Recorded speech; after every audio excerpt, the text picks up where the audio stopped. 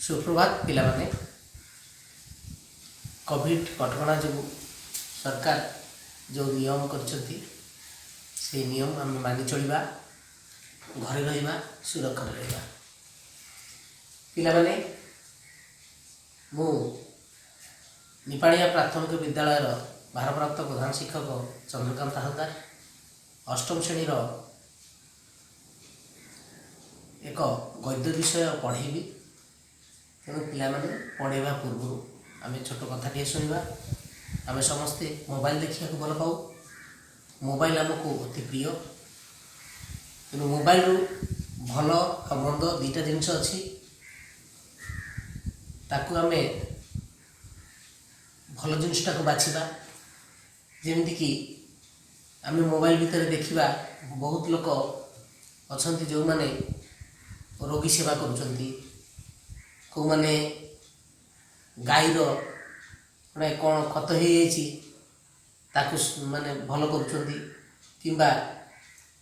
कौन पशु पक्षी असुविधार पड़ी से घा से घा को परिष्कार करवा एवं असहाय व्यक्ति मैंने एक्सीडेंट हो जाती मेडिकल को नेबा एवं तार फास्ट ट्रीटमेंट करवा ये सब जिनस आम जिते वीडियो देखू तो आम ये शिखा जे या द्वारा आमको केते आनंद मिले तेणु सीधा आम अष्टम श्रेणी एक प्रसंग को पलैवा रोगी सेवा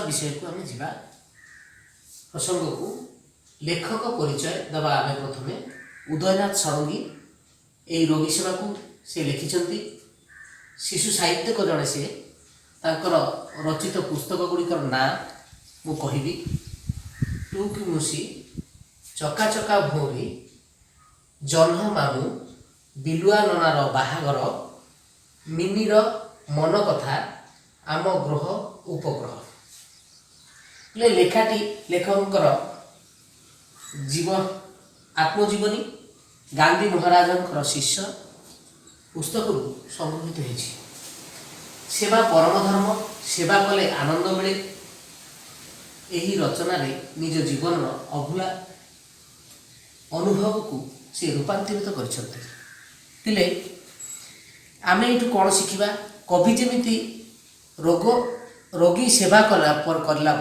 से जमी मन को आनंद दौला बा आनंद पाउथिले तेणु से विषयटा को आम हृदयंगम करवा एवं आम ए विषयटा को पढ़ा तो वर्तमान मु यही विषयटा को यही प्रसंगटा को मु पढ़ी तुम माने मो पढ़ा को नीरव केवल शुणव एवं शुणी सारा तमें माने मौन भाव पढ़ पढ़ा सारा मुझे तुमको किसी प्रश्न पचारि तेणु मनोधन दे मो कथा को शुणुव आउ पढ़ुव गाँ चाटशाणी छात्र सान पिला तेणु राति बापा पाखे शोली पाठशाली आसी देखिली बापा दांड दुआर तले शोई अच्छा पादर रक्त बही जाऊँगी माटीपिंडा रक्त रे कादुओ भली होगलानी बो घर भितर भाईना दुहे बोध हुए नहांती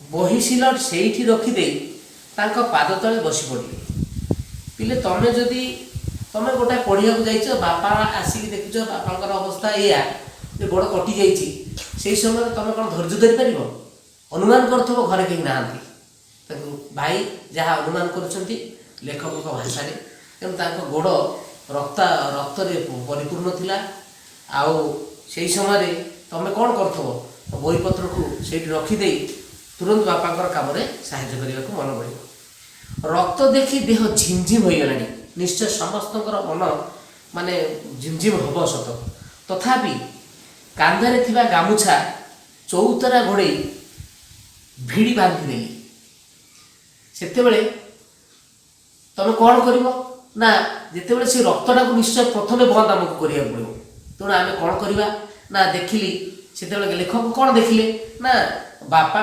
कांधे गोटे गामुछा पड़ी से गामुछा चौतरा कर चारि भांग कर ଚଉଦର ଅର୍ଥ 4 ଭାଗ କରି, 4 ଭାଗ କରି ତାକୁ ଭଲ ଭାବରେ ବାନ୍ଧିଦେଲେ।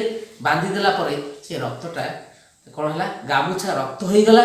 ଅଳ୍ପ ସମୟରେ ଦେଖିଲି ରକ୍ତ ବହିବା ବନ୍ଦ ହୋଇଗଲା। ଘର ଭିତରେ ବୋଉ ବାହାରି ଆସି ଏ ଅବସ୍ଥା ଦେଖିଲେ। ଭୟରେ ଧରାଧରି କରି ଉଭୟ ଧରାଧରି କରି ନେଇ ତାଙ୍କ ଘର ଭିତରେ ଶୁଆଇ ଦେଲି। ବାପା ବାଡ଼ି ଭିତରେ କ'ଣ ଗୋଟେ କାମ କରୁଥିଲେ। ଗୋଟିଏ ଭଙ୍ଗା କାଚ ପାଦରେ ପଶି ଏ ଦଶା ଘଟିଛି। ଡାକ୍ତରଖାନା ଦୂରରେ। ଗ୍ରାମର କୌଣସି ଲୋକ ଡାକ୍ତରଖାନା ସହିତ ସେତେ ପରିଚିତ ନୁହନ୍ତି। ସମସ୍ତଙ୍କର ଧାରଣା କେବଳ କଟାକଟି କରିବା ହିଁ ଡାକ୍ତରଙ୍କ କାମ।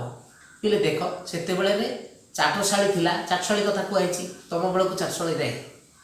ବର୍ତ୍ତମାନ ଡାକ୍ତରଙ୍କ ପାଖରେ ଡାକ୍ତର ସାଙ୍ଗରେ ଲୋକ ଏତେ ପରିଚିତ ଯେ ସେତେବେଳେ ଡାକ୍ତରଙ୍କ ସାଙ୍ଗରେ ପରିଚିତ ନଥିଲା। ବୈଦ୍ୟ, ଗ୍ରାମର ବୈଦ୍ୟ ଥିଲେ, ତାଙ୍କ ସହିତ ପରିଚିତ। ଯେକୌଣସି ଛୋଟ ବଡ଼ ରୋଗ ହେଉଥିଲା ତାଙ୍କ ପାଖରେ ଦୌଡ଼ିକି ଯାଉଥିଲେ। ସେମାନେ ଯାହା ଘରୋଇ ଚିକିତ୍ସା କରୁଥିଲେ ତାଦ୍ୱାରା ରୋଗ ଆରୋଗ୍ୟ ହେଉଥିଲା। କିନ୍ତୁ ତା ଦେହରେ ବହୁତ ଭୁଲ ଭ୍ରାନ୍ତି ହେଉଥିଲା। ଆଗାମୀ ଆମେ ଆସନ୍ତା ଇଏରେ ପଢ଼ିବା। କୌଣସି ପ୍ରକାର ରୋଗ ବୈରାଗ୍ୟ ହେଲେ କେହି ଡାକ୍ତରର ନାମ ଧରନ୍ତି ନାହିଁ। କାରଣ ଗ୍ରାମରେ ଜଣେ ବୈଦ୍ୟ ଥାଆନ୍ତି। ଜ୍ୱର, କାଶ, ଝାଡ଼ା ପ୍ରଭୃତି ରୋଗ ପାଇଁ ଔଷଧ ଦିଅନ୍ତି। ଅଧିକାଂଶ ସମୟରେ ତାଙ୍କ ଦୁଆରେ ଭିଡ଼ ଜମି ରହିଥାଏ। ତାଙ୍କର ସେ ବୈଦ୍ୟ ଯାହା ଟ୍ରିଟମେଣ୍ଟ କରିବେ, ଯାହା ରୋଗ ହେଲା ମାନେ ଯାହା ସବୁ ତାଙ୍କୁ ସୁସ୍ଥ କରିବା ପାଇଁ ଯାହା ସବୁ ଘରୋଇ ଚିକିତ୍ସା ବ୍ୟବହାର କରିବେ, ସେଇମାନଙ୍କର ତା ଉପରେ ବିଶ୍ୱାସ ଥିଲା। ଏବଂ ଡାକ୍ତର ପାଖକୁ ଗଲେ ସେ କଟାକଟି କରିବେ, ଇଏ ଧାରଣା ତାଙ୍କର ଥିଲା। ତ ପିଲେ ମନ ଦେଇ ଶୁଣିଥିବ ମୁଁ ଏଇ ପଠନଟିକୁ। ତମମାନେ ବର୍ତ୍ତମାନ ସମସ୍ତେ ନୀରବ ପଠନ କର। ସମସ୍ତେ ନୀରବରେ ବସ। ନୀରବରେ ବସି ମନ ଧ୍ୟାନ ଦେଇ ପଢ଼। ଏହାପରେ ମୋର କିଛି ପ୍ରଶ୍ନ ତମ ପାଇଁ ଅଛି। ତମେ ପ୍ରକୃତ ଭଲ ଭାବରେ ବୁଝିଛ କି ନାହିଁ ଏବଂ ତାହା ବୁଝିବାକୁ ଚେଷ୍ଟା କରିଛ କି ନାହିଁ। ଯଦି କିଛି ନ ବୁଝିପାରିଛ ତାହେଲେ ମୋତେ ପଚାରିପାର। ବର୍ତ୍ତମାନ ତୁମମାନେ ପଚାରିପାର। ଠିକ୍ ଅଛି? ବୁଝିପାରିଲ? ଠିକ୍ ଅଛି। ଯଦି ବୁଝିପାରିଲ ଠିକ୍ ଅଛି।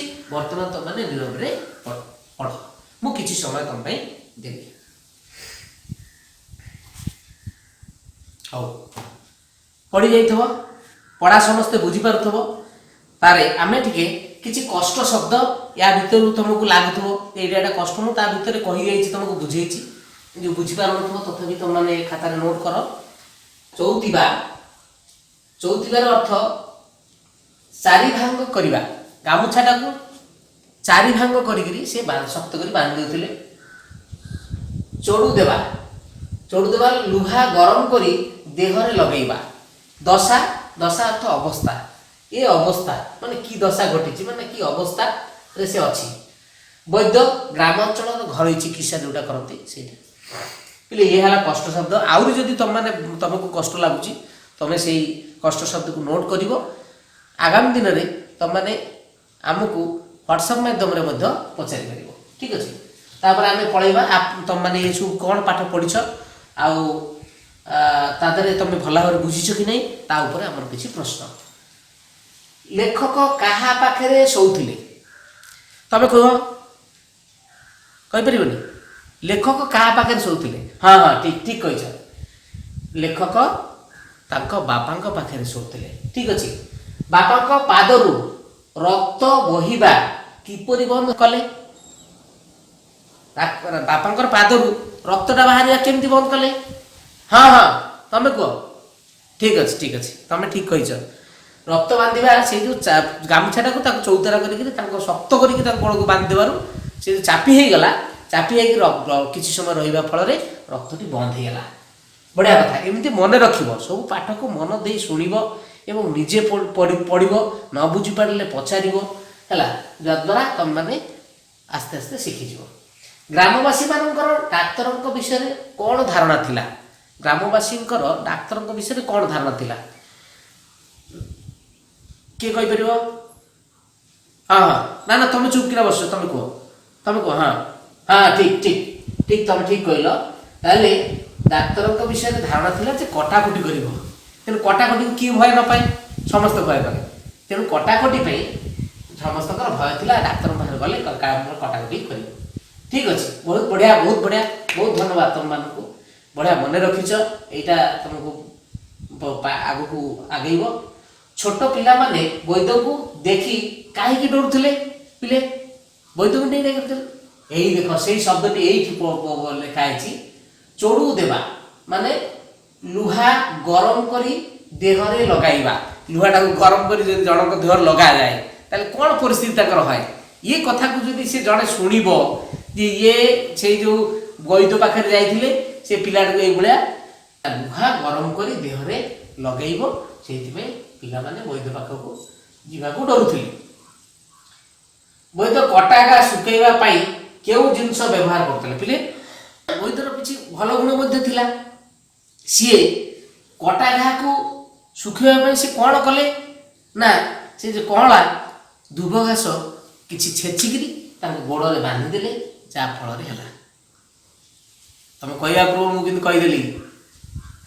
ଠିକ୍ ଠିକ୍ ଠିକ୍, ତମେ ବି ମନେ ରଖିଛ। ଠିକ୍ ଠିକ୍ ଅଛି, ତାହେଲେ ଏଇଭଳିଆ ତମମାନେ ମନେ ରଖିବ ଏବଂ ଏଇଭଳିଆ ପ୍ରଶ୍ନ ଆହୁରି ମଧ୍ୟ ବହିରୁ ନିଜେ ନିଜେ ପ୍ରଶ୍ନ ତିଆରି କରିବ, ତାର ଉତ୍ତର ନିଜେ ନିଜେ ଲେଖିବ। ଠିକ୍ ଅଛି, ତାପରେ ଆମେ ଆସିବା, ଆମେ କିଛି ବାକ୍ୟ ଗଠନ କରିବା। ଆମେ ଯେଉଁ କଷ୍ଟ ଶବ୍ଦ ଶୁଣିଛେ ବା ତା ବିଷୟରେ ଜାଣିଲେ କିମ୍ବା ଆମେ ବହିରୁ କିଛି କିଛି ଶବ୍ଦ ନେବା, ଶବ୍ଦ ନେଇକି ଆମେ ବାକ୍ୟ ଗଠନ କରିବା। ଆମେ ଏଇଠି ମୁଁ ଏଇଠି କରିଛି ଦେଖ, ଚାଟଶାଳୀ। ଚାଟଶାଳୀ ତାକୁ ଆମେ ଗୋଟେ ବାକ୍ୟ ଗଠନ କରିବା। ଚାଟଶାଳୀ କିଏ କହିପାରିବ? ବାକ୍ୟ ଗଠନ କିଏ କରିପାରିବ? ହଁ କୁହ, ଭୁଲ ହଉ ଚେଷ୍ଟା କର, କୁହ। ଠିକ୍ ଅଛି, ନାଇଁ ନାଇଁ ଶୁଣ, ମୁଁ ଏଇଭଳିଆ ଲେଖିବ ଦେଖ, ପୂର୍ବେ ଛାତ୍ରଛାତ୍ରୀ ମାନେ ଚାଟଶାଳୀରେ ଅଧ୍ୟୟନ କରୁଥିଲେ। ଠିକ୍ ଅଛି, ବାକ୍ୟଟା ପୁରା ହେଇଥିବ ମାନେ ବୁଝା ଯାଉଥିବ, ବड़ा ଭଲ କରି କରିବ। ଠିକ୍ ଅଛି, ତାପରେ ବୈଦ୍ୟ ଲଗେଇ ଗୋଟେ କରିବା, ରୋଗ ହେଲେ ବୈଦ୍ୟ ଘରୋଇ ଚିକିତ୍ସା କରୁଥିଲେ। ହେଲା, ତମେ ଆଗେ ମାନେଟା ବୁଝିଗଲା ପରେ ତମକୁ ବାକ୍ୟ ଗଠନ ପୁରା ସହଜ ହେଇଯିବ, ମାନେ ବୁଝିବାକୁ ପଡ଼ିବ। ତାପରେ ତମମାନେ କହିଲ, ଏଥର ମୁଁ ଆଉ କହିବିନି, ତମମାନେ କୁହ, ଡାକ୍ତର ଲଗେଇ ଗୋଟେ ବାକ୍ୟ ଗଠନ କର। ଡାକ୍ତର ଲଗେଇ ବାକ୍ୟ ଗଠନ କଲ। ଆଚ୍ଛା, କହିବି ମୁଁ ନା ତମେ କହିବ? ମୁଁ ଆଜି କହିଦେଉଛି, ତମମାନେ ତାକୁ କରିବ, କରିସାରିଲା ପରେ ମୋତେ ହ୍ୱାଟ୍ସଆପ୍ରେ ପଠେଇବ। ଠିକ୍ ଅଛି, ସ୍ୱାସ୍ଥ୍ୟ କେନ୍ଦ୍ରରେ ଡାକ୍ତର ରୋଗୀ ଚିକିତ୍ସା କରନ୍ତି, ଏଭଳିଆ ବାକ୍ୟ ତମମାନେ ଗଢ଼ିବ। ବାକ୍ୟ ଗଢ଼ି ସାରିଲା ପରେ ତାପରେ ତମମାନେ ଆମେ ପଳେଇବା ଶେଷରେ ଆମେ କ'ଣ କରିବା ନା ଗୃହ କାର୍ଯ୍ୟ ମୁଁ ତମକୁ ଦେଉଛି, ତମମାନେ ଗୃହ କାର୍ଯ୍ୟ ଟିକେ କରିବ, ଗୃହ କାର୍ଯ୍ୟ କରି ଆଣିବ। ଆମେ ଗୃହ କାର୍ଯ୍ୟ କ'ଣ ଦେବା ନା ତମେ ମାନେ ଘରେ ବସିକିରି ବାପା ବୋଉ କିମ୍ବା ଗୁରୁଜନମାନଙ୍କୁ ପଚାରି ବୁଝିବ, ଏଇଠି ଲିଷ୍ଟ କରିବ। ହେଲା, କିଛି ଔଷଧୀୟ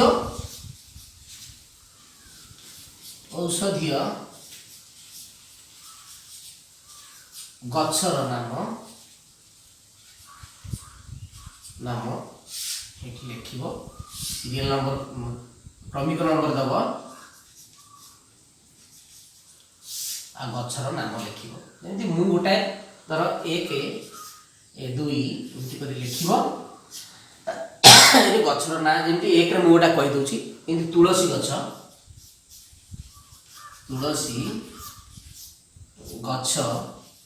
ସେମିତି ତମମାନେ ତମ ବାପା ବୋଉକୁ ପଚାରି ଏମିତି ନିହାତି 10-20ଟା ଗଛର ନାମ ତମମାନେ ଏଠି ଲେଖିବ। ଲେଖି ସାରିଲା ପରେ ତାକୁ ମଧ୍ୟ ତା ପରଦିନ ଆମେ ୟୁଟ୍ୟୁବ କ୍ଲାସ୍ରେ ତମମାନେ ସଂଗ୍ରହ କରିଲା ପରେ ତମେ ହ୍ୱାଟ୍ସଆପ୍ରେ ତମମାନେ ଏହାକୁ ମୋ ପାଖରୁ ପଠେଇବ ଏବଂ ପଠାଇ ଫୋନ୍ କରି ବୁଝିବ। ଠିକ୍ ଅଛି ପିଲାମାନେ, ଧନ୍ୟବାଦ। ଘରେ ରୁହ, ଭଲରେ ରୁହ, ସୁସ୍ଥ ରୁହ। ତେଣୁ ମୁଁ ରହିଲି, ଧନ୍ୟବାଦ।